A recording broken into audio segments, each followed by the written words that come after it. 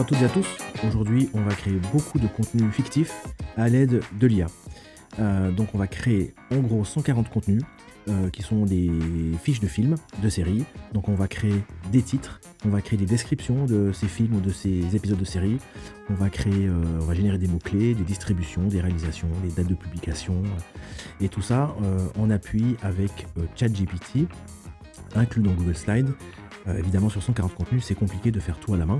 Donc, on va automatiser cette création de contenu. Pourquoi je fais ça aujourd'hui? Parce qu'en fait, je vais créer ce contenu-là que je vais intégrer et automatiser pour remplir un memory, qui est l'outil que nous développons. Ce sont des plateformes de bibliothèques intelligentes de contenu qui permettent d'indexer ce contenu-là. Et donc, pour faire une démo de ce produit-là, j'ai décidé de faire une démo de memory façon Netflix et donc d'automatiser la création de contenu. Voilà, je vais vous montrer ça. À la finale, ça va donner donc une plateforme qui ressemble à celle-là, donc qui s'appelle Memoflix, sur le terme de Netflix. Et donc ce que vous voyez là, c'est que du contenu qui a été généré par de l'IA. Donc les titres sont effectivement fictifs, les images aussi. Et vous voyez là une page d'accueil éditorialisée avec ces contenus qui sont sous forme de blocs. Le festival du film espagnol, le cinéma pour enseigner, une sélection du mois, les épisodes les plus vus. Voilà, tout ce contenu-là a été donc généré de manière fictive. Et quand on clique sur parcourir, on arrive sur l'ensemble du catalogue. Donc là, on a généré 141 contenus qui sont du podcast. Alors ça, pour le coup, par contre, c'est des vrais épisodes de podcast avec les vrais visuels et les vrais titres. Mais tout ce qui est en rapport avec les films, donc là par exemple des épisodes, ça fait plutôt penser à Stranger Things. Ces épisodes-là sont effectivement, les titres sont fictifs, les images aussi. Les images sont mid-journée. Donc là il y a des épisodes, là il y a des fiches de films avec des tags, etc. Et quand on rentre dans un contenu, dans l'épisode 7 par exemple, donc une image qui a été créée avec Midjourney, une réalisation avec des gens fictifs, pareil pour la description. La bande-annonce, bon ça c'est une vraie bande-annonce qu'on a inclus à l'intérieur de ce contenu, des mots-clés et une distribution donc avec des acteurs fictifs. Voilà, tout ça a été généré, voilà, avec des IA, notamment avec ChatGPT. ChatGPT dans Google Slides. Je vais vous montrer ça tout de suite. Mais pour bien comprendre comment on construit tout ça, il faut comprendre en gros ce qu'est un film. Donc on a un film, et un film c'est un ensemble de valeurs qui caractérisent votre film. Donc évidemment un film c'est un titre, c'est une affiche, une image, c'est un format, est-ce que c'est un film, est-ce que c'est une série, est-ce que c'est un court-métrage ou un podcast. Donc là on a un format de film, on a une description, on a une catégorie d'âge, le genre, la réalisation, voilà, un ensemble de champs comme ça qui caractérise ce que c'est qu'un film. Et on fera ça pour un film, on fera ça pour une série, on fera ça pour un podcast, et à chaque fois on remplit ces champs-là. Et ces champs-là, il y a donc des couleurs, il y a des attributs qui sont bleu ciel, il y a des champs de texte qui sont plutôt libres, des images là en jaune, et des structures qui sont là en l'occurrence les studios de production ou de distribution des films. Voilà. Et donc dans ces attributs-là, on a des catégories d'âge, des formats, des genres, une langue originale, des récompenses par exemple, et des thèmes. Et là on a des valeurs. Et ces valeurs-là, on va les utiliser pour qu'elles soient affectées à ces films. Voilà. Donc on a un ensemble de valeurs qui caractérisent un film. Et puis ces bouts de code, là je vais vous montrer plus tard, mais c'est en fait les correspondances dans les blocs de memory pour faire la correspondance et ainsi générer de l'automatisation. Voilà, donc on va générer ces informations-là. Donc on va se mettre vraiment dans Google Slides. Et dans Google Slides, on aura évidemment au préalable installé l'extension ChatGPT dans son propre Google Slide. Voilà, je ne vais pas en parler là maintenant. On va partir du principe que vous l'avez fait. Si vous ne l'avez pas fait, il y a plein de tutos. On mettra ça en lien pour que vous puissiez trouver un tuto pour donc brancher, relier votre ChatGPT à votre Google Slide et avoir des paramètres à disposition pour le paramétrer. Voilà. Donc nous, on va générer donc des mots-clés, une année, des dates de publication, une réalisation, titre, description et distribution. Et pour ce faire, donc, on va faire des prompts, évidemment. Donc là, j'ai généré quelques prompts, je les ai déjà préparés pour qu'on puisse voir en fait comment on va pouvoir inclure ça dans Google Sheet. Donc on se met dans Google Sheet, donc là j'ai pris le titre, donc là on fait une colonne titre, on se met ici et on va appeler donc GPT. Donc GPT c'est comme une formule classique d'addition qu'on va utiliser dans Excel ou Google Slide, et donc on met en égal GPT, on ouvre la parenthèse, double cote, et là on y va, on écrit le prompt. Donc le prompt, la première partie, moi j'écris propose un titre de film d'animation que l'on a l'habitude de voir sur Netflix. Je ferme la double cote, je ferme la parenthèse et je valide. Je peux aussi utiliser la valeur qui fait référence à une case dans cette grille-là, mais là j'en ai pas besoin. La température, c'est un peu la part de créativité, la distance en fait qu'il va utiliser pour se détacher, être de plus en plus créatif et se détacher de ce qu'on lui donne, d'être moins fidèle au prompt de base. Et puis on peut spécifier un modèle de langage, donc chez OpenAI, donc on peut utiliser 3.5 GPT Turbo ou le 4 ou autre. Voilà, là j'ai fait une commande assez simple. Donc je valide, j'appuie sur entrée, il charge et il me propose donc un titre fictif. D'accord ? Donc là maintenant j'aurais envie d'avoir une description de ce nouveau film. Voilà. Donc du coup, je vais aller ici. Donc elle est où ma description ? Voilà, elle est ici. Donc là, je lui demande une description de 500 caractères pour décrire ce film d'action dont c'est le titre de point. Et je fais référence à la case D2. Bon, on va changer ça D2 parce que c'est finalement E2. Voilà. Donc hop, je me mets ici. Et je change pour E2. Voilà. Je valide. Je vais faire un peu plus de place. On va faire ça comme ça. Voilà.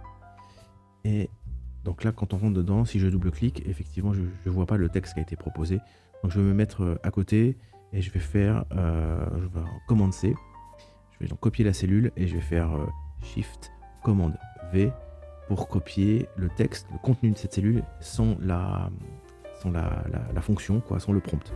Et là, il m'explique les aventures de la forêt enchantée. Donc il reprend le titre que je lui ai donné là, parce qu'il a compris la cellule.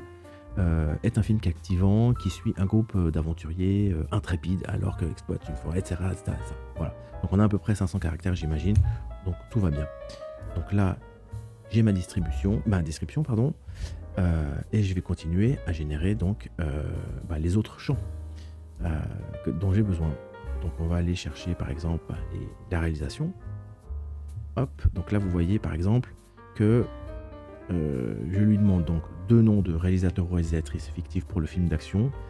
Je lui demande de les séparer par une virgule, parce que généralement il me fait une phrase et après il m'explique des choses. Donc moi j'ai juste besoin du prénom et du nom. Et s'il y en a 2 ou 3 ou plus, je les sépare par une virgule. Je lui spécifie donc la case. Je vais lui spécifier là le titre du film. La température, j'ai mis 1, donc plutôt quelque chose de créatif. Et je lui spécifie le modèle, le LLM que j'aimerais qu'il utilise pour réaliser ça. Voilà. Donc je copie ça, je me mets ici. Donc qu'est-ce que j'ai pris là ? J'ai pris donc la réalisation. Donc je me mets ici et je vais faire référence à la case E2. Je double-clique, je colle et je vais juste aller chercher E2. Voilà. Et là, normalement, il va me sortir James Blackwood et Sophie Delacroix. Voilà, plutôt un américain et éventuellement une française. Éventuellement. Donc voilà, ça me va bien.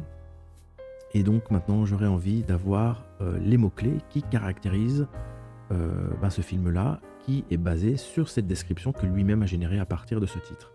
Donc là, je vais aller chercher les mots-clés, le prompt pour générer les mots-clés. Alors les mots-clés, où est-ce qu'ils sont ? Les auteurs là. Voilà. En tant que journaliste cinéma d'action, résume cette description. C'est une description de film d'action. Fais cela en 5 mots-clés qui caractérisent ce film et tu sépares ces mots-clés par des virgules. Je lui spécifie la case, la température et le modèle. Très bien. hop, je vais me mettre dans ma case et donc je vais lui faire référence à F2, là où j'ai ma description complète pour qu'il résume et qu'il mette ses mots-clés. Je double-clique et je mets à la place de E2, je mets F2 et je valide. Voilà, super. Donc là, il m'a mis des mots-clés, aventurier, forêt mystérieuse, créature magique, piège mortel, ennemi redoutable. Magnifique, j'ai 5 mots-clés qui sont parfaits. Voilà. Donc là, j'ai déjà pas mal de choses. Je vais pas aller chercher donc une année. Je lui demande d'imaginer une année. Créer, voilà. Alors ça c'est l'année et après, voilà. Donc là je lui dis propose une année de sortie fictive pour ce film d'animation. Alors c'est action, c'est pas animation parce que j'ai écrit aussi des films d'animation.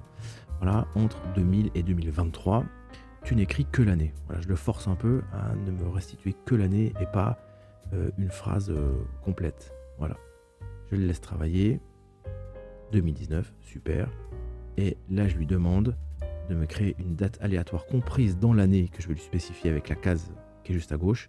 Et tu écris cette année au format année-mois-jour.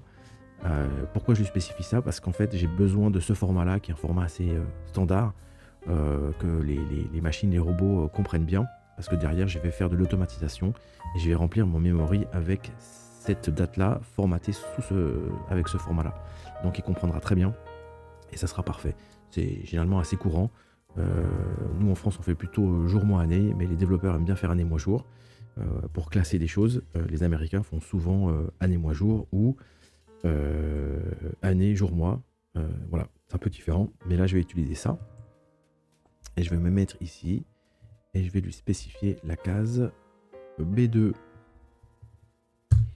Espérant qu'il me sorte une valeur. Voilà, 2019, le 25 août. C'est juste parfait. Et il me reste juste la distribution. Donc je vais aller chercher la distribution. Donc la distribution, eh ben, c'est le casting. Hein. Invente 10 noms d'acteurs et d'actrices fictives et tu sépares les noms par des virgules sans les numéroter. Pourquoi j'ai noté ça? Parce qu'effectivement, si je n'écris pas ce prompt de cette façon-là, il m'écrit alors voici les noms d'acteurs, etc. Donc il me les énumère. Des fois il me les numérote. Et donc je veux simplement prénom, nom, virgule, prénom, nom, etc. Et j'en veux 10. La case est spécifiée, la température comme d'habitude et le modèle de LLM. Et c'est parti. Donc là je vais lui spécifier cela et il prend la case D2. Oui, on peut faire D2. Ou on peut faire peut-être E2. Je vais lui spécifier plutôt le titre plutôt que la description. Voilà. Et là c'est parfait.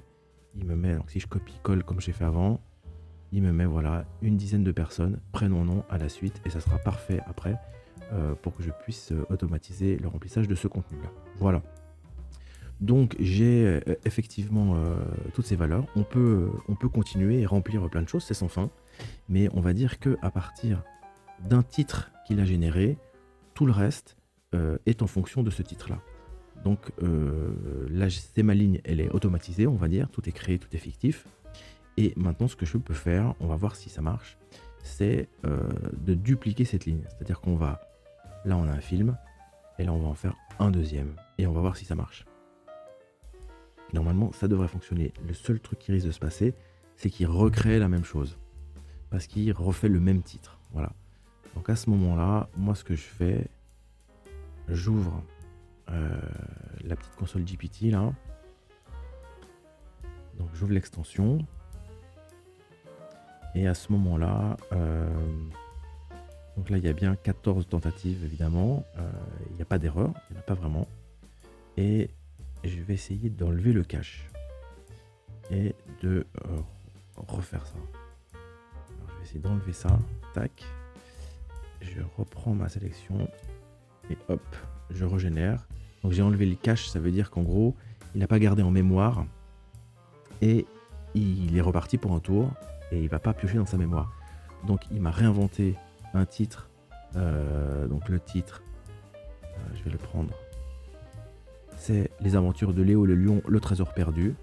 Et donc en fonction de ça, dès que ça s'est créé et que c'est différent de la ligne au-dessus, et ben lui, il enchaîne. Et donc la description, la distribution, la réalisation, la date, etc. sont tout neufs, sont nouveaux, et il ne va pas dans sa mémoire, il ne va pas dans son cache nous ressortir la même chose. Voilà. Et après, on pourrait très bien prendre ça et y aller carrément. On va peut-être pas y aller autant, mais on va peut-être en faire quelques-uns.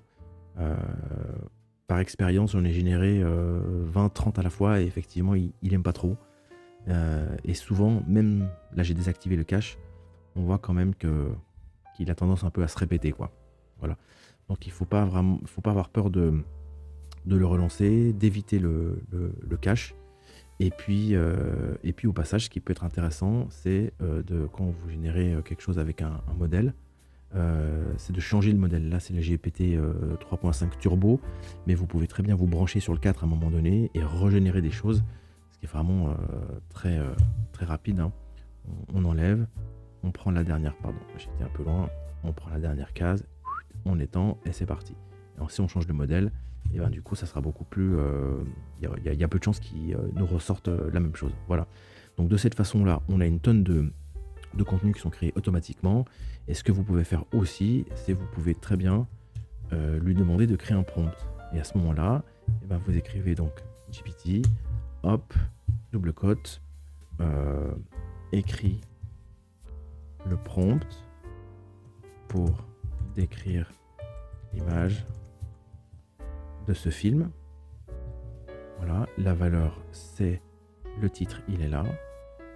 Point virgule, on va lui mettre 1 de température. Et le modèle, on va reprendre GPT-5 Turbo. Pour l'instant, ça me va très bien. Je ferme la parenthèse et c'est parti. Et là, normalement, il devrait me sortir le prompt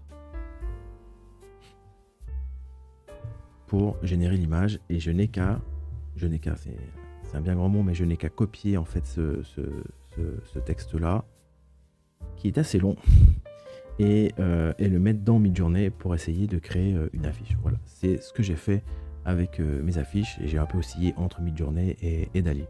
Voilà, donc de cette façon-là, on peut créer très facilement des titres, des descriptions, des mots-clés, et à partir d'une seule cellule, déduire toutes les autres. Là, c'est les films d'animation, mais vous pouvez faire la même chose avec d'autres valeurs, et vous copiez-coller juste, et vous remplacez animation par action, pardon, par animation, et donc vous pouvez très bien dire voilà, film d'animation à la Pixar, et donc générer voilà des contenus qui sont, on va dire, chartés à la Pixar, avec des intrigues à la Pixar pour les enfants, avec des studios, des réalisations, etc., etc. Voilà. Et à la fin, ça va vous faire des jolis tableaux avec plein de contenus, comme par exemple là, tous mes films d'action, donc avec les titres, les descriptions, voilà, ça fait des gros tableaux comme ça, avec tous les champs. Après, vous pouvez continuer à augmenter ces tableaux-là en mettant donc les structures qui sont donc les studios de production ou de distribution fictifs, les images donc des affiches que j'ai enseignées ici, et après je vais aller chercher donc des vidéos de bande-annonce que j'ai intégrées là. Voilà, donc mon tableau de film d'action, il est là. J'ai fait la même chose sur les comédies, voilà, la même chose sur les documentaires, et chaque fois, toutes ces notions sont vraiment fictives, différentes, créatives, et ça me permet de générer énormément de contenu sans avoir à le faire, mais avec une certaine cohérence, ce qui est important pour ce que je fais. Voilà, j'espère que ce tuto vous a été utile, et en avant pour créer beaucoup de contenu de manière créative et automatisée. À bientôt.